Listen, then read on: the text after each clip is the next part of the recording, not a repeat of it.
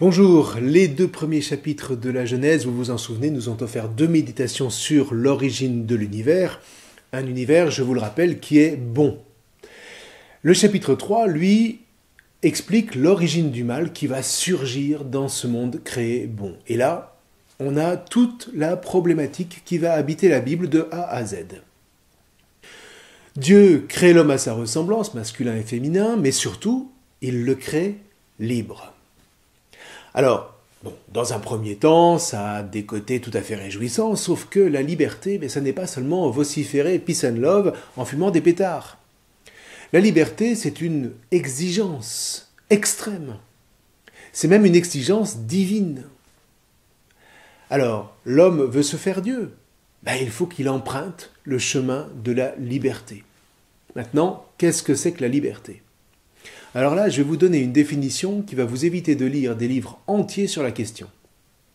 La liberté, nous dit la Bible, c'est ce qui rend libre, et non pas ce qui provoque l'anarchie. Et pour vivre libre, il y a un cadre, de sorte que si on sort du cadre, on perd purement et simplement cette liberté. C'est un paradoxe. On croit qu'être libre, c'est pouvoir sortir du cadre, alors qu'en réalité, quand on sort du cadre, on se met sur la touche de la liberté. Ou pour le dire autrement, la liberté, elle est dans la profondeur infinie du cadre et non pas à l'extérieur. Alors ça, c'est vraiment difficile à comprendre pour l'homme et c'est précisément ce que va nous raconter le chapitre 3 de la Genèse. Dieu ne voulait pas que l'homme soit un simple robot qui ferait le bien quand on appuierait sur un bouton. D'ailleurs, certains imaginent ça aujourd'hui, ça s'appelle Paradise Engineering, où on nous pose la question: s'il vous suffisait d'appuyer sur un bouton pour éradiquer la souffrance dans le monde, n'appuieriez-vous pas ? Alors, c'est un peu séducteur dans un premier temps, sauf que le problème, c'est le fameux bouton. Une humanité à bouton. Alors, à part les problèmes d'acné, c'est une humanité qui est robotisée. C'est une humanité esclave. Or, Dieu ne veut pas des esclaves. Il crée l'homme libre. Et il lui donne pour ça ce qu'on appelle le libre arbitre, à savoir la capacité de choisir. Et c'est là que les choses se compliquent. Si vous vous souvenez, au chapitre 2, Dieu plante deux arbres très singuliers dans le jardin, à savoir l'arbre de vie au milieu du jardin, et puis l'arbre de la connaissance du bien et du mal, planté quelque part, on ne sait pas trop où. Or, Dieu interdit à Adam de manger les fruits du second. Pourquoi ? Et d'abord, pourquoi une interdiction ? Alors attention, Dieu ne commence pas par interdire. Il vient de dire à l'homme: je te donne tout, tu peux manger de tout. Donc c'est très très positif. Mais tu ne mangeras pas du fruit de l'arbre de la connaissance du bien et du mal. Alors on se dit que quelque part, il aurait peut-être été plus simple de ne pas le planter s'il ne fallait pas qu'on en mange. Oui, mais non. Parce que c'est tout le paradoxe de la liberté d'avoir besoin de l'interdit. Pourquoi ? Parce que paradoxalement, l'interdit libère. Contrairement à la croyance la plus répandue, la loi qui dit le permis et le défendu a fondamentalement un rôle positif, celui de construire, celui de structurer l'homme. Alors vous direz, pourquoi c'est pas plus clair ? Pourquoi est-ce que la Bible ne dit pas carrément que l'interdit libère ? Tout simplement parce qu'il ne suffit pas de le dire pour que l'homme le comprenne. Il ne suffit pas de comprendre intellectuellement les affaires pour les appliquer. La preuve ? Sur tous les paquets de tabac, il est marqué « fumer tue ». Ça n'empêche aucun fumeur de fumer. Vous voyez, pour que l'homme comprenne, il faut autre chose, et il faut le mythe, encore lui. Et c'est la raison pour laquelle la Bible raconte une histoire dont le but est de nous faire nous poser les vraies questions, les questions de la liberté. Dit autrement, au-delà de son apparence arbitraire, la Bible est en train de nous montrer charnellement, à travers un récit mythique qui a infiniment plus d'impact que tout discours explicatif, que l'interdit a du sens.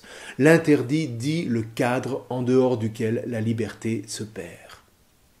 Un cadre qui se présente comme une épreuve qui incite l'homme à réfléchir, à se positionner, ou plus exactement, à se différencier pour devenir soi-même en choisissant de mettre en œuvre sa liberté. Alors c'est vraiment difficile parce qu'on ne nous dit pas que l'homme devient libre, il l'est. Un homme sans liberté, ça n'existe pas, ça n'est pas un homme.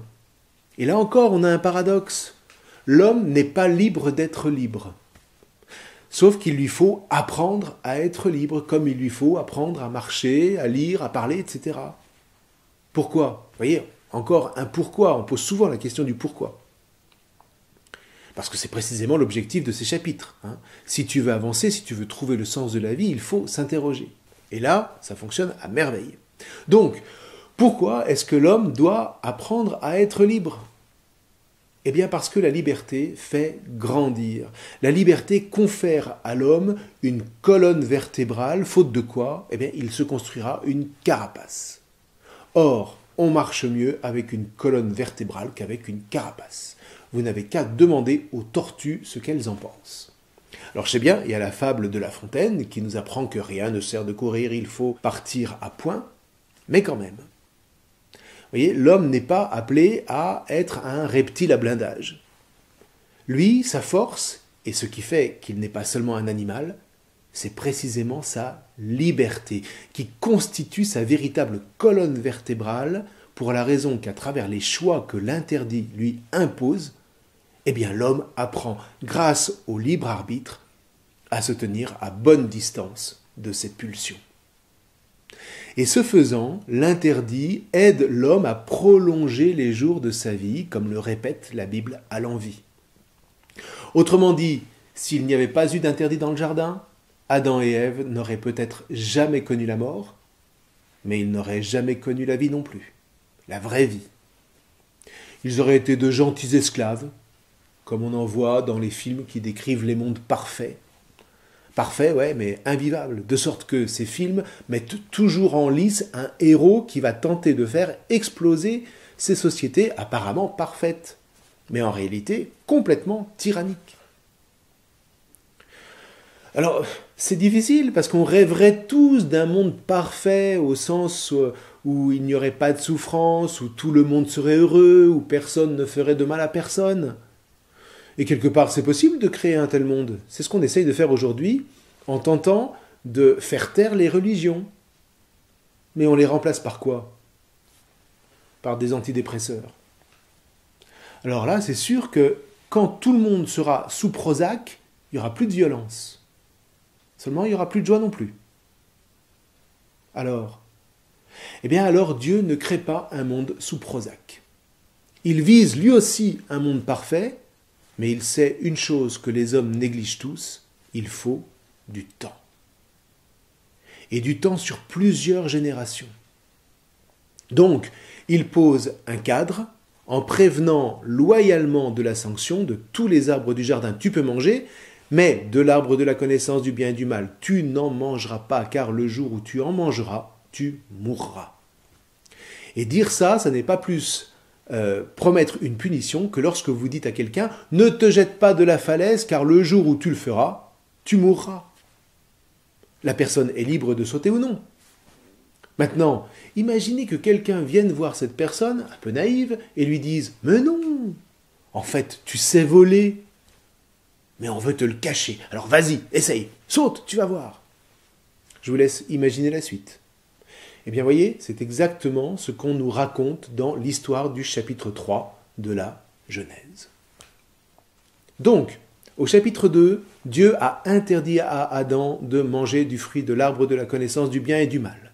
Sauf qu'à un moment où Adam n'est pas là, le serpent vient voir la femme, Ève. Vous voyez bien qu'on est dans une histoire mythique d'ailleurs, parce que c'est un serpent qui parle, et à part K dans Walt Disney, vous n'avez pas dû en voir beaucoup.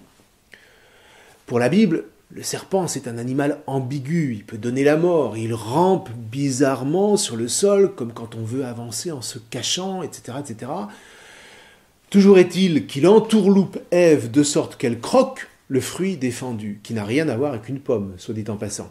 C'est devenu une pomme en passant du latin au français, parce que fruit, se dit pomum en latin et pomme se dit malus. Or, malus en latin, ça veut aussi dire le mal. Pauvre pomme. Alors, imaginez n'importe quoi, un ananas, une figue, un raisin, mais oubliez la pomme. Alors, ceci dit, donc Ève mange le fruit et elle le tend à Adam qui s'empresse de lui emboîter le pas et, eh bien, il ne meurt pas. Tiens, est-ce que ça veut dire que le serpent avait raison? Ben oui, sauf que mourir, ça ne veut pas dire nécessairement décéder sur le champ. Mourir, c'est surtout aller vers la mort, c'est prendre un chemin de mort, et c'est justement ce qui se passe. Une fois qu'ils ont mangé, la première chose qui se passe, c'est que le couple ne se fait plus confiance. Ils virent qu'ils étaient nus et ils se firent des pagnes. Donc le mal s'est immédiatement engouffré entre deux. Le premier fruit du péché, c'est ipso facto la défiance de celui qui normalement devrait être un ami. Et la conséquence, c'est qu'ils perdent confiance en Dieu. Ils en ont peur. Si vous vous souvenez que l'homme est à l'image et à la ressemblance de Dieu en tant qu'il est masculin et féminin, lorsque le masculin et le féminin se disloquent, eh bien c'est l'image de Dieu qui disparaît. Du coup, Dieu devient un étranger, il n'y a plus de ressemblance. Et ça engendre chez l'homme la peur de Dieu, la peur de la sanction. Rappelez-vous, si tu manges du fruit de l'arbre de la connaissance du bien et du mal, tu mourras. Vous voyez, le problème, c'est qu'on se dit « Ouais, mais j'ai le droit de connaître le bien et le mal. » Oui, sauf que connaître le mal, mais c'est en faire l'expérience. Connaître le mal, c'est accepter d'avoir mal. C'est accepter d'avoir peur au point de ne plus faire confiance à quiconque. Et souvent même plus à soi-même. Et ça, nous dit le récit, c'est mourir. Alors, qu'est-ce que Dieu va faire? Il ne peut pas enlever cette mort puisqu'il l'avait prévenu. Il avait donné le cadre de la liberté et Adam et Ève en sont sortis. Alors c'est vrai qu'il aurait pu mettre Adam et Ève sous Prozac, mais vous imaginez le monde que ça aurait engendré. Alors il préfère non pas les punir comme on dit souvent, mais il préfère les sauver et pour ça il va les mettre en marche. La marche, vous savez, c'est prodigieux. Si vous n'allez pas bien dans votre tête, partez à pied jusqu'à Saint-Jacques-de-Compostelle. Vous allez voir, au bout de quelques jours, vous irez beaucoup mieux. Et bien voilà, Dieu met l'humanité en marche. Alors ça va être pénible, le travail de l'homme va devenir laborieux, nous dit-on, le travail de la femme, c'est-à-dire l'enfantement, lui aussi va devenir douloureux. Ben oui, c'est ça, connaître le mal. Alors, quelque part, on ne peut pas s'empêcher de penser que c'est pas juste. Mais ce que dit le texte, c'est qu'au commencement, mais ça n'était pas prévu ainsi. Donc maintenant que Adam et Ève, c'est-à-dire l'humanité qu'ils représentent, ont voulu connaître le bien et le mal, eh bien, ils doivent en accepter les conséquences. Il n'y a aucune injustice là de la part de Dieu. Alors maintenant, ça ne veut pas dire non plus que le monde va être triste, au contraire, il est toujours appelé à la joie. Mais désormais, la souffrance fait partie du jeu de la vie. Adam et Ève n'ont pas voulu manger de l'arbre de la vie, c'est comme ça. Néanmoins, les chrétiens savent qu'un jour, cet arbre de la vie se dressera en avalant en quelque sorte tout ce mal qui envahit le monde. Ce sera l'arbre de la croix dont Jésus sera le fruit de vie. Reste qu'en attendant que tout soit résolu, va falloir marcher. Et le pire, c'est que le mal va se diffuser dans le monde dès les enfants d'Adam et Ève. C'est le chapitre 4 qui nous raconte l'histoire de la première jalousie et du premier meurtre. Et c'est entre frères. Voilà, entre mari et femme on devrait s'entendre, mais non. Entre frères on devrait s'entendre, mais non. Pourquoi ? Voilà ce à quoi la Bible tente de répondre. Il y a eu une irruption du mal dans un monde fondamentalement bon, et maintenant, il faut combattre ce mal, un mal qui est la conséquence d'une désobéissance, d'une sortie du cadre de la liberté, et c'est cette désobéissance qu'on appelle le péché. Vous voyez, le péché, ça n'est pas la faute, le péché, c'est quand on sort du cadre de la liberté qui rend libre. Le péché, c'est devenir volontairement esclave en choisissant le mal, c'est-à-dire ce qui fait mal. Eh bien, Caïn jalouse son frère Abel, Dieu lui dit « Réfléchis, le péché est tapis à ta porte, sois vainqueur !» Mais non. Et voilà que Caïn, prisonnier de ses pulsions, tue Abel, son propre frère. Peut-être pour dire « Ouais, je suis libre !» Et puis, ça n'est pas fini. On nous raconte que le mal prolifère comme une épidémie. Au chapitre 6, on nous dit « Le Seigneur vit que la méchanceté de l'homme était grande sur la terre et que son cœur ne formait que des pensées mauvaises à longueur de journée. » Alors on se dit spontanément « Mais Dieu a complètement foiré !» Le seul moyen, ce serait de faire comme avec un ordinateur, c'est-à-dire de tout reformater. Alors la Bible imagine que ce soit le cas. Et encore une fois, c'est un mythe, même si à la base il y a sûrement eu un événement dans l'Antiquité qui a marqué les peuples, parce que on retrouve cette histoire de déluge un peu partout dans le Moyen-Orient. Donc, le moyen pour vraiment réfléchir à la question, c'est d'écrire un mythe, parce qu'il n'y a qu'avec le mythe qu'on peut se mettre à réfléchir sur le sens des choses. Donc, la Bible nous raconte que Dieu se dit effectivement « Eh ben, c'est raté, je vais devoir tout reformater. » Et c'est donc l'épisode du déluge. Néanmoins, on nous dit que parmi tous les hommes qui commettent le mal, il y en avait un qui était juste, qui s'appelait Noé. Et sous l'inspiration de Dieu, voilà que Noé construit une arche pour sauver les animaux de la terre et du ciel. Et voilà que les eaux montent pendant 150 jours avant d'amorcer la décrue et permettre à l'arche de se poser.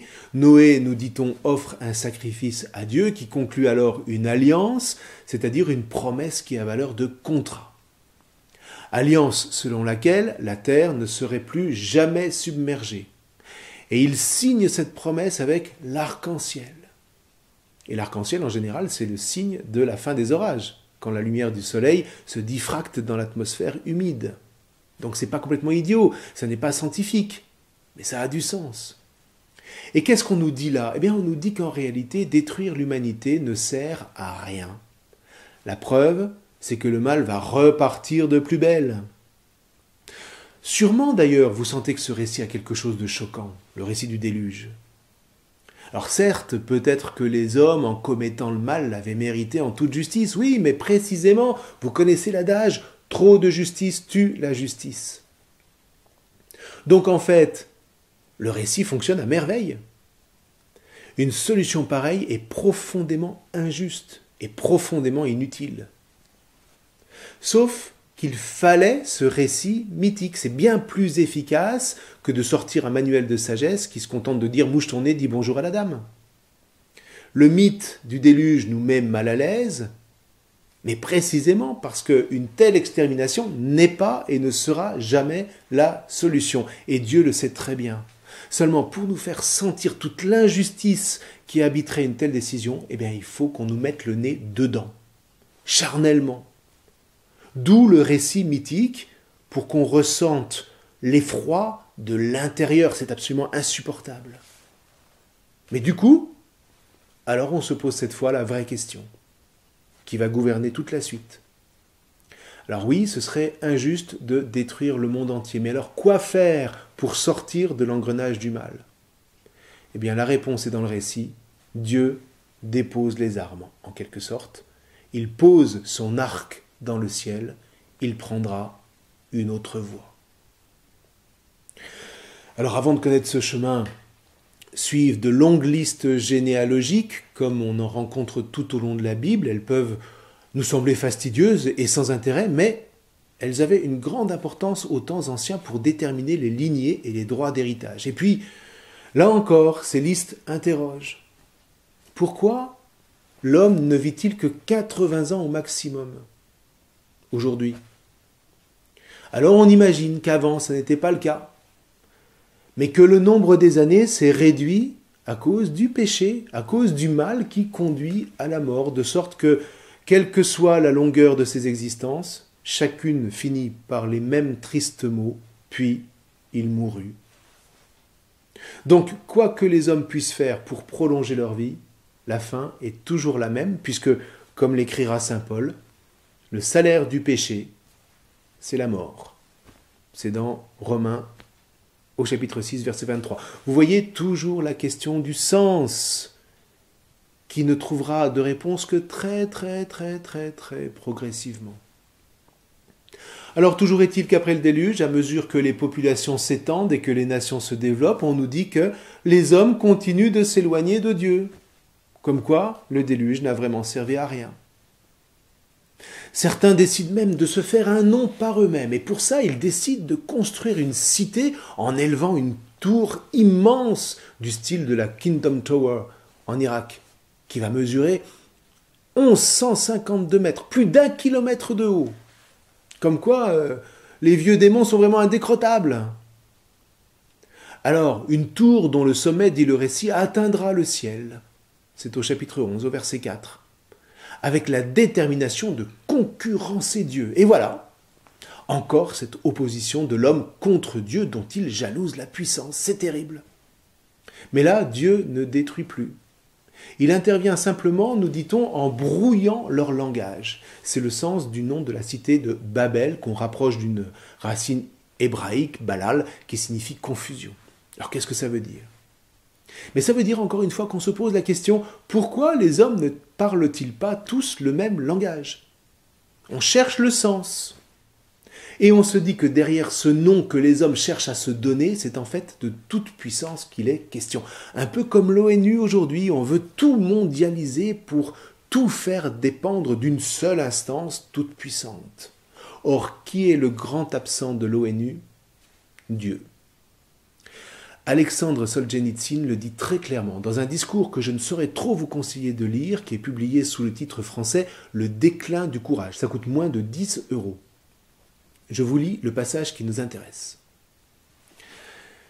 J'ai consacré près de 50 années d'études à l'histoire de la Révolution, bolchevique entre parenthèses.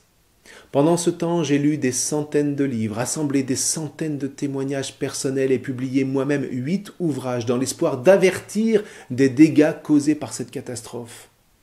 Si aujourd'hui je devais résumer aussi brièvement que possible la cause profonde de cette révolution désastreuse qui a détruit environ 60 millions d'êtres humains, je ne saurais donner qu'une seule explication claire: l'homme a oublié Dieu. Voilà pourquoi les choses ont pris cette tournure. Et si l'on me demandait de dire clairement quelle est la plus grande menace de tout le XXe siècle, là encore, je ne trouverais rien d'autre à dire que l'homme a oublié Dieu. Alors, pour prémunir les hommes de l'oubli de Dieu en se rassemblant contre lui, Dieu n'a qu'un recours: mettre en lumière la dispersion de leur cœur, parce qu'en fait, peut-être sont-ils unis dans l'objectif de pourfendre Dieu, mais cette unité n'est que factice. Une fois l'ennemi vaincu, si tant est que ce soit possible, c'est la haine entre eux, comme souvent au sommet du pouvoir, qui va prendre le relais. Donc, en définitive, Dieu ne les disperse pas tant qu'il manifeste la désunion qui règne parmi les hommes qui oublient Dieu. Ils voulaient se faire un nom pour se rassembler. Le nom, c'est Dieu qui va leur donner. Ce sera celui de son Fils, à qui, par sa passion et par sa résurrection, le Père a donné le nom qui surpasse tous les noms, dit saint Paul. Le nom même de Dieu en qui tous les hommes seront non seulement rassemblés, mais unis au plus profond d'eux-mêmes dans l'amitié retrouvée, et donc où toute peur de Dieu sera bannie. Alors maintenant, qu'est-ce qui va se passer? Eh bien, il va se passer qu'il faut bien qu'un chemin de vie s'ouvre d'une manière ou d'une autre pour permettre aux hommes de retrouver la communion perdue entre eux et avec Dieu. Plus de déluge, plus de dispersion.